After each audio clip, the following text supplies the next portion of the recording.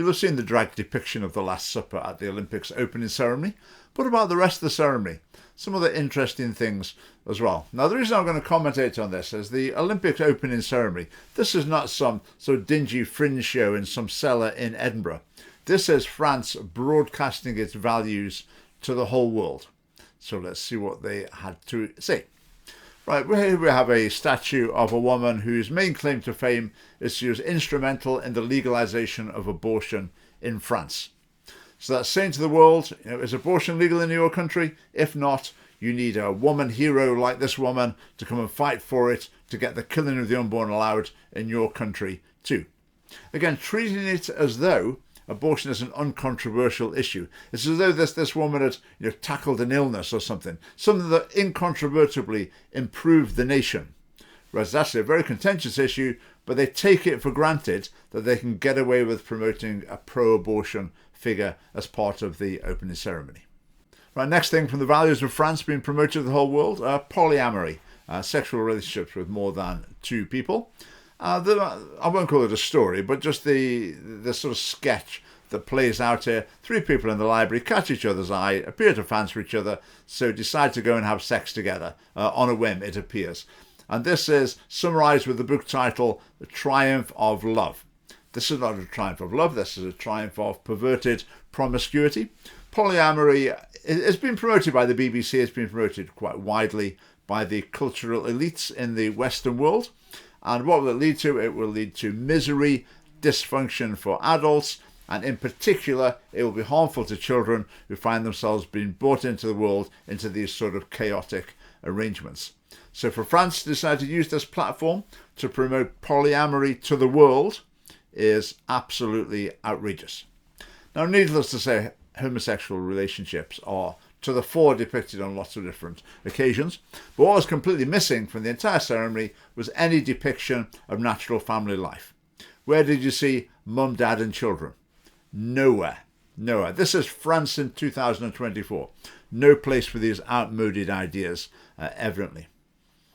Now, coming on to the cause célèbre here.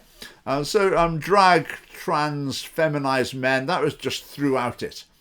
Just man after man you'll see either with makeup on, lipstick, or they're wearing a skirt or sort of very feminine colours, designs. That was just routine through the whole thing.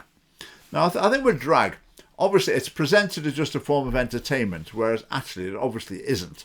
It's partly men who want to dress up as women for their own personal gratification, and also it's symbolic of the sort of gender-bending, anti-conservative, anti-social conservatism sort of message. So it's a way of attacking the traditional idea of gender roles and sexual relations that's dominated in the Christian-based cultures for centuries. Now, some people say this is anti-women. I can sort of see that to some degree, but it's also very much anti-men, because men are always depicted as a sort of blurring into women. And the French government decided to promote this to the whole world. So there'll be people, there'll be a young boy sitting in some country in Africa being brought up with good traditional values, and the French government's presenting this to him as an alternative. And it's a dangerous road to go down. Again, it leads to misery, dysfunction, psychological problems, but the French government is promoting this to the world. Now we get to the Last Supper. Now, in terms of these values I've described so far, the people promoting them, they know who their enemy is. The people who disagree with these values, well, it's the church, it's Christians generally.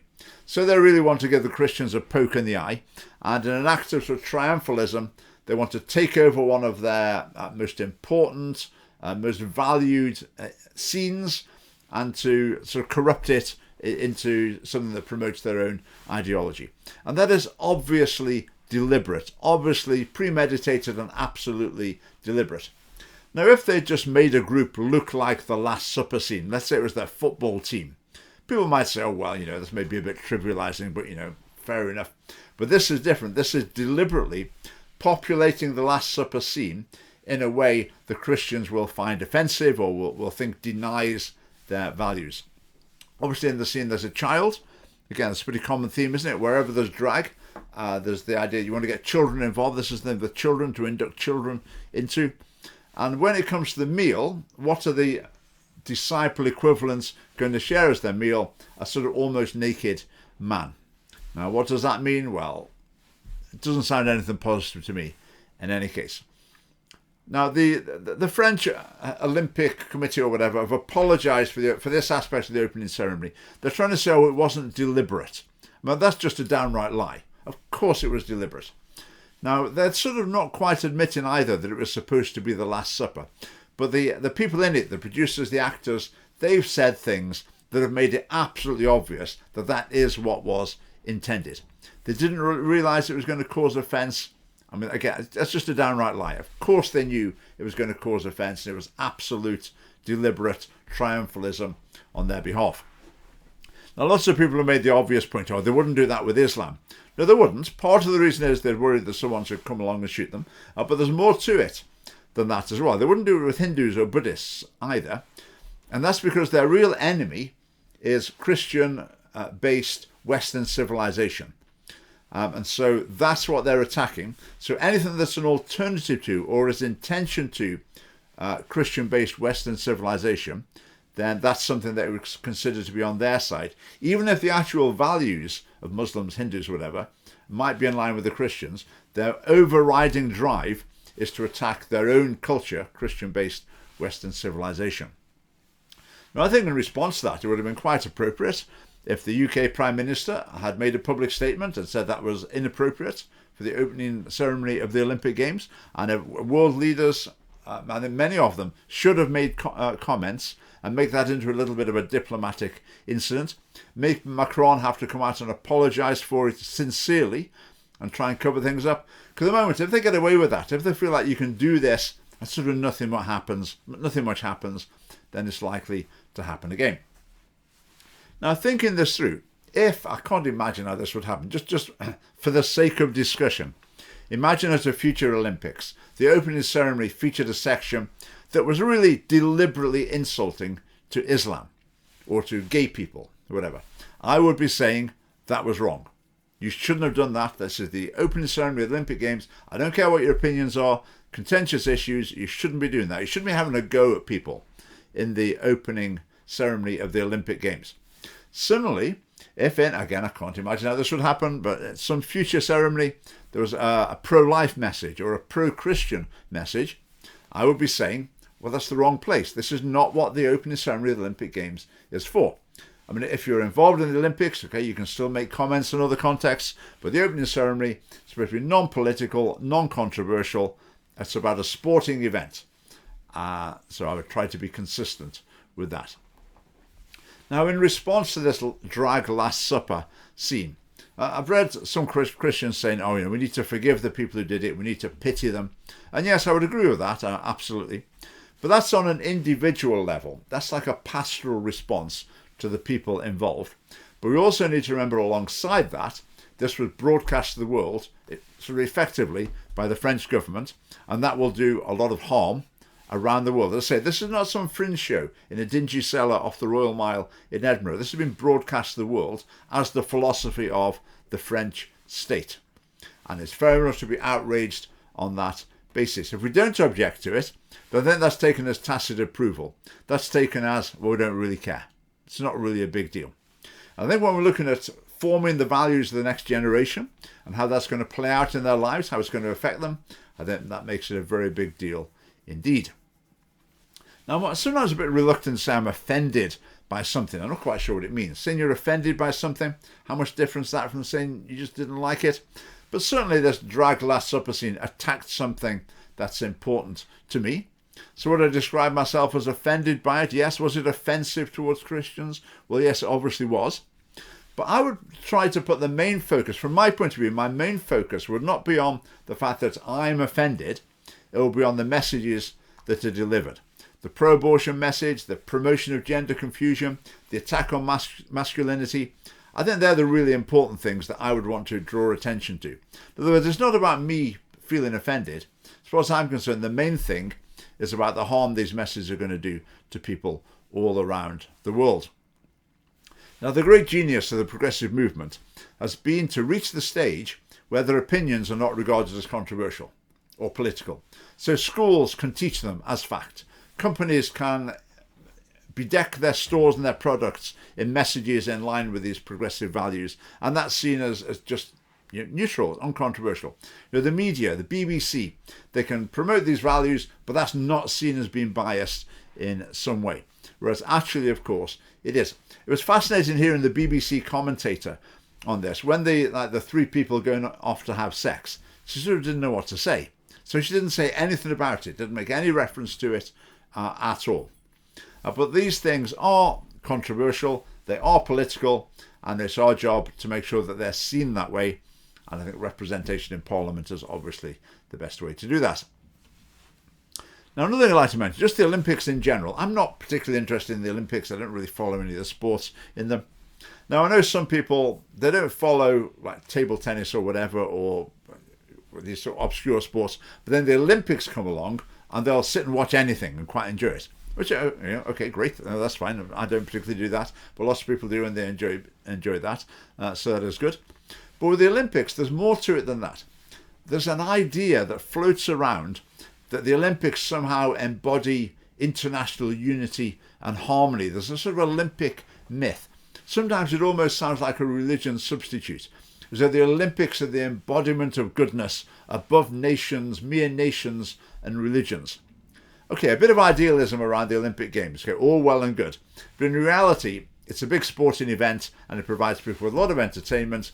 Does it enhance world harmony? Does sport enhance world harmony in general? Well, if you look at like football in Scotland, does football in Glasgow enhance harmony between two communities there? Suggest probably not. Scotland and England, football. But overall, does sport have a good unifying effect? Probably on balance, but it's a mixed picture. But the idea that the Olympics are somehow an arbiter of truth and goodness in the world, well, that's been shot down in flames in this opening ceremony in Paris. If their idea of truth and goodness is promoting threesomes, well, something's gone very wrong there. Just another aside for the Olympics as well. The Olympic Committee is supplying the athletes with condoms. There's varying reports about how many hundred thousands of condoms have been provided. By one calculation, they're providing more than 2 condoms per athlete per day for the duration of the Olympics. So again, their values are perhaps not as wholesome and noble as we might think. Right, another comment about this. Imagine you're Putin. I mean, this is brilliant for you, isn't it? You can say, look at us in Russia, we've got good values, look at these people we're fighting against. They're a bunch of degenerates, and wow, do you want to be in that sort of society, or do you want to be in our sort of society? And the vast majority of people in Russia would think, they would look at France and think, well, no thanks, we're happy with our values, right where we are. Ditto China, ditto Iran. So it really is a colossal own goal for the Western democracies to be presenting themselves as degenerate on the world stage, because you're providing ammunition to all sorts of unsavory regimes who are looking for excuses to be in enmity with us. And France served that up on a plate to them. And if I was living in France and some grave national crisis arose now, and the message came from Macron, we've got to fight for our French values, I'd be thinking, really? Well, it's probably right underneath it all, but at the moment I'm not too enthused by that idea. I think that's very dangerous for Western civilizations. Now, why do they do this? Why do the Olympics, French Olympic Committee, why do they put that on? Part of the reason is they think, okay, we know we're being absolutely insulting and provocative towards Christians, towards social conservatives, towards Muslims as well, to a significant degree, but largely they're thinking, doesn't matter. They'll still watch it. They'll ignore it. There won't be a big fuss. It will be fine. Same with lots of other companies as well. They know, if we put out material that's totally offensive to your values, don't worry, you'll still pay for it. If we bedeck our shop that makes it clear we completely disagree with your values, doesn't matter, you'll still shop there in any case. If we put this in our policies for election, doesn't matter, you'll still vote for us in any case. And then that attitude is what's led to us not being in a culture war. You hear talk about a culture war. We're not in a culture war in Scotland or in the UK maybe even. We're in a culture rout. One side is fighting and winning, the other side is moaning and retreating. And the consequence of this, when the wrong values predominate, it causes harm. It causes misery, pain and even death on a huge scale. and it's our job to say so. Right, hope that was interesting. Do join the Scottish Family Party right now. There is a link below. Thanks for watching.